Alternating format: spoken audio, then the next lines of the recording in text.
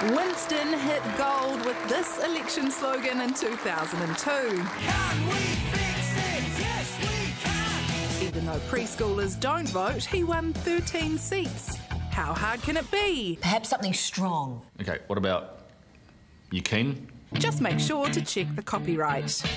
A good one can be hard to find. New Zealand, let me be straight with you. Let's stick together and let's keep moving. Keep New Zealand moving forward, or risk it all on who knows what. That's why I'm in it for them. The environment has always been well important to me, in it. So why bother? Our political parties have been using slogans since ages ago. In 1972, Labour got into power with It's Time. It's time for a change. It's time for good government. It's time for Labour. 3 years later, Muldoon's national government snatched it back with New Zealand the way you want it. Proving a good slogan can indeed win hearts, minds and votes. But 50 years later, are they even still relevant? Well, let's ask political reporter Lloyd Burr that question. He joins us now. Lloyd, how important do you think a slogan is really? I mean, I'd say that they're not that vital, but then I thought about it and thought, well, you can't have an election without an election slogan, right? I mean, they are pretty vital. People look at these billboards and they see a face. Imagine if there was no slogan, if it was just a party with a tick, and that would be pretty boring. So they are pretty vital, and I kind of likened it to wedding cake. You know, you go to a wedding. You don't really need wedding cake. It's expensive. It's a nice to have. Doesn't really serve a purpose. But you can't really have a wedding without a wedding cake, right? So you kind of need to have an election slogan if you're going to contest an election. Do you think it actually matters? Can a slogan really change people's vote? Oh, I'd love to meet someone who actually has changed their vote based on a slogan that I've seen.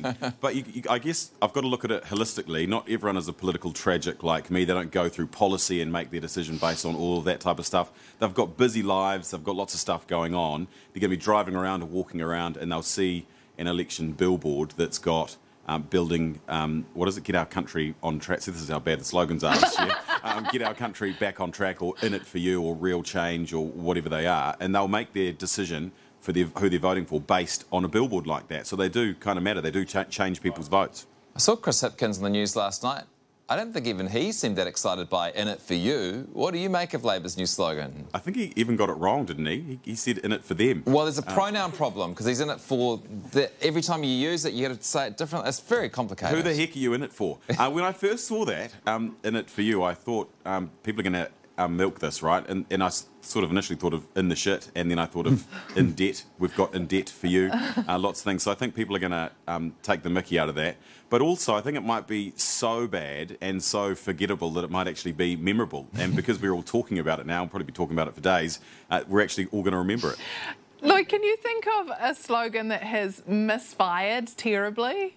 Yeah, 2014 was kind of full of a few of them. Labour, vote positive, and no one had any idea what that meant. Was it vote positively, or was there someone in the caucus called, you know, David Positive? And a lot of the undercurrent of what was going on wasn't exactly that positive. So that was a slogan that I was left scratching my head. So 2014 was a year full of some interesting slogans and campaigns. How do they come up with these slogans these days? Do they employ someone, or do they just, like you say, plagiarise from elsewhere? I'm trying to get to the bottom of this. Do they pay places that, you know, you go off to the sloganry and come up and pay them, you know, hundreds of thousands of dollars? But I'd say the big Labour and Nats, the big parties, they would go through a big marketing executive. What I will say, though, is that they're just recycling sentiment and slogans and words that have been around for a long time, very similar to lyrics, song lyrics. Musicians, you know, get accused of plagiarising all the time, and it's kind of similar with election slogans. Lloyd, great to chat. Thanks. Thank you very much. Anytime.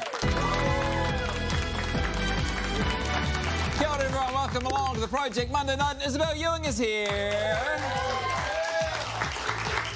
Isabel, of course, Newshub's climate correspondent, but formerly in the political gallery, so you've seen plenty of slogans come and go in your time. What do you make of the current state of things? Yeah, I reckon a good slogan cuts to what people might be thinking the other guys are a shambles. And so, you know, you want to kind of capture that zeitgeist of people being like, ooh, I'm not really into what they're doing. And so the Nats saying, let's get New Zealand back on track is like, look at those guys over there. Sort of, they're not nailing it. Yeah, implies they're doing a terrible job and this is your fix. Yeah. Yeah. I guess that's easier when you're in opposition, though, right? Totally. When you're not sort of being held to account on all of your promises, it's much easier to sort of point over and say, well, those guys are a shambles. The government, you can't have a slogan like, things are going terribly. You're like, wait, you guys are in charge. and everyone's still on, as soon as you come up with a slogan, like people are saying the acronym for In It For You is IFY, which is not great, but I can't help but hear it with a Cockney accent, like as an answer. In it for you. Who's this tax cut for? In it for you. Yeah. Me in it. Yeah, it's for you in it. Yeah, in it. It's bland, like everything else that Labor seems to be doing this year, heading to the election. They're trying to be as bland as possible. If they were making that wedding cake, it'd just be, take this ingredient out, take this ingredient. We want this cake to taste of nothing and hope you don't notice. I do think they work, though. I think they work like soccer chants, or, you know, your football team, whatever, like MAGA, you know, Make America Great Again. Yeah. That was great for all those people that followed Trump. They could just kind of yell that. It's catchy. And that's where it works, right? Yeah, I can't wait to hear people down in Avondale yelling, "In it for you."